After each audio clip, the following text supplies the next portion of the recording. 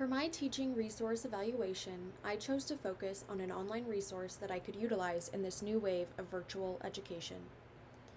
I am hoping to be a chemistry or natural science educator, so I mainly focused on resources that specialize in this type of content and material.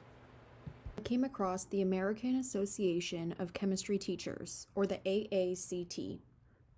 At first glance, this website looked extremely organized, informational, and vast with resources for K-12 chemistry. From an initial overview, I noticed that the AACT website was organized by classroom resources, professional development, periodicals, news, and new ways for students and educators to get involved.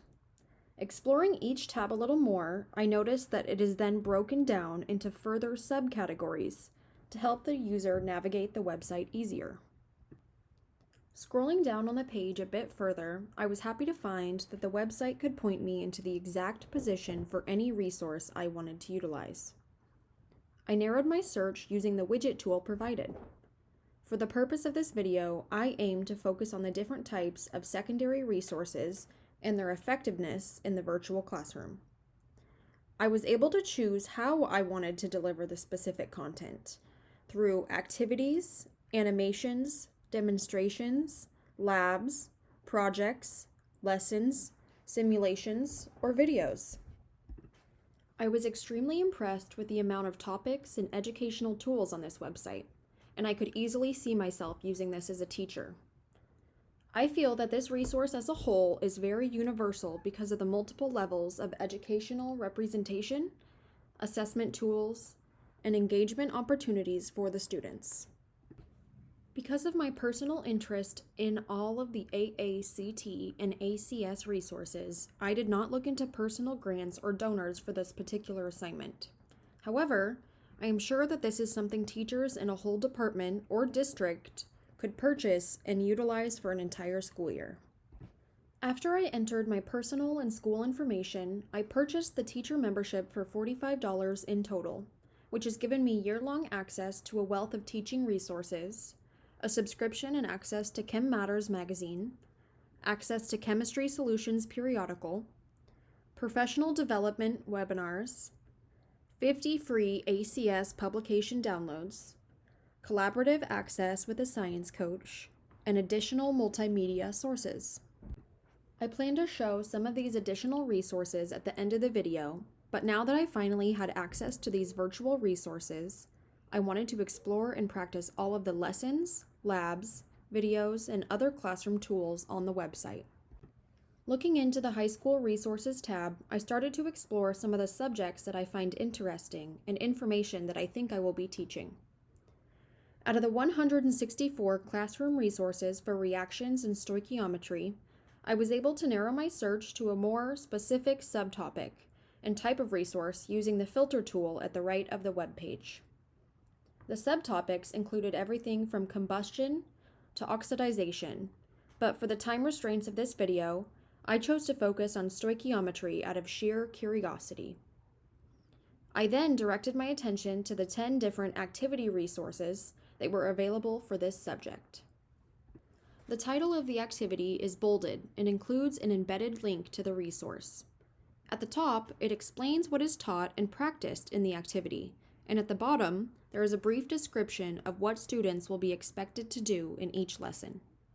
I wanted to explore an activity that is relevant, something that interests me, and a lesson I think my students would enjoy from a distance learning standpoint. And what better way to teach chemistry than with sugar?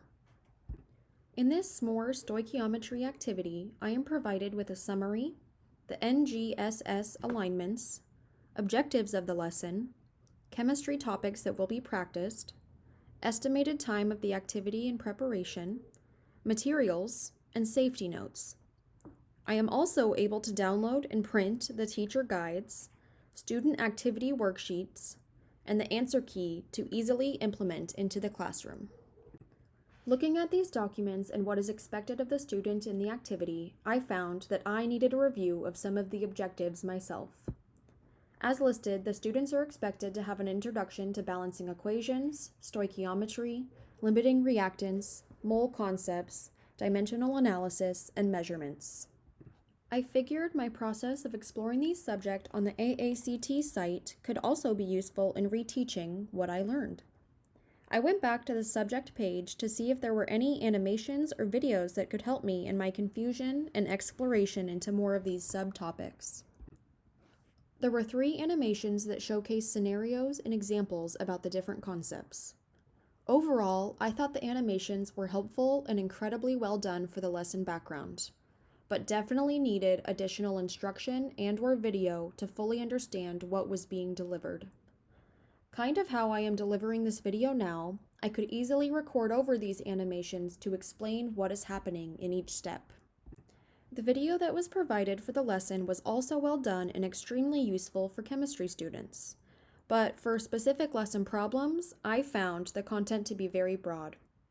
This is a tool that could be effective in bringing relevance and real-world examples to what is being taught, opposed to teaching the specific equations or methods to a problem in the activity. While the animations and videos were an educational tool, in efforts to deliver specific content to the students, I explored some of the lesson plans in these subjects. For the s'mores activity in particular, students needed to determine the mass and moles of a product from a given mass and amount of a reactant. They also needed to know how to write and balance chemical equations. In my search through the lessons, I stumbled across the entire unit plan for the subject, which includes everything needed to teach the concepts of stoichiometry and limiting reactants to the students. I am extremely eager to utilize this resource as a chemistry teacher myself because of the organization and academic content that I have access to. The unit plan included the objectives that the students will be expected to learn, the chemistry topics that will support this understanding, an approximate time frame for the unit, and educator notes. The unit plan then went into the classroom resources for stoichiometry and limiting reactants. I thought that this section was helpful in determining the order of the lessons, labs, videos, activities, etc. for an effective understanding, basically helping the educator understand what should be taught and when. Essentially, this was a step-by-step guide to teaching the unit objectives that were listed. This is an extremely beneficial resource because the plan is already set up in a logical format for the educator. It was interesting to see which types of resources were needed prior to moving on to the next one. So before I should assign this s'mores stoichiometry activity to my students, I should probably utilize some of the introductory videos and demonstrations first. To apply this unit lesson plan to a more unique classroom and to further increase its effectiveness, other educational resources could be incorporated where the AACT site may fall short, like additional videos or online platforms, for example. Next time I utilize this educational resource, I will know to start with the unit lesson plans to see what prerequisites are needed to complete and practice the resources on the AACT site, and to potentially discover what resources would be most effective in my own classroom. With a brief understanding of what resources are available for K-12 educators and students, I looked further into the professional development resources provided with AACT membership. I thought that this was a great resource to connect to additional workshops, coaching, conferences, events, grants, webinars, and more. Part of my own educational philosophy reflects continuous learning and discovery, so I am excited about this wealth of knowledge and professional developments available with AACT. The Chem Matters archives, periodicals, and news that I now have access to will be such a great resource for myself and for my students. Not only can I learn about implementations and discoveries in the chemical world, but I can now obtain firsthand knowledge and advice from other educators and chemists. The list of chemistry resources provided in these archived articles and magazines is endless, so luckily there is a keyword search so it will be easy to find information specific to a subject that I am interested in teaching. From an educator standpoint, the resource was fairly easy to navigate and use. In fact, the only complaint I have about the site was the endless content and material, making it hard for me to narrow down my talking points in this video. I think that the website itself would be harder for students to navigate without structure and direction from the educator, but I feel that they could easily understand and complete the materials provided for each lesson or activity. Even though the simulations and animations are easy for a student to access and see on their own, it seems like it is necessary for the educator to explain and help with understanding. So, introducing the students to this resource should be with direct help and demonstration from the teacher, and less of a free-for-all explorative structure. All of the legal implications for an ACS ID seemed very legitimate and secure.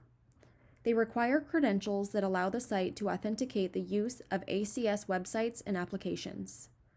When registering, they collected my name, email address, institution, username, and password in order to provide me with the contracted service. I thoroughly enjoyed reviewing and exploring the AACT website. I feel that I can easily utilize these sources in my future science curriculum because of the wide array of content and educational strategies provided with AACT and ACS. I hope I was able to explain and navigate the website for an understanding and to hopefully inspire other educators to utilize this vast resource in their own virtual classrooms.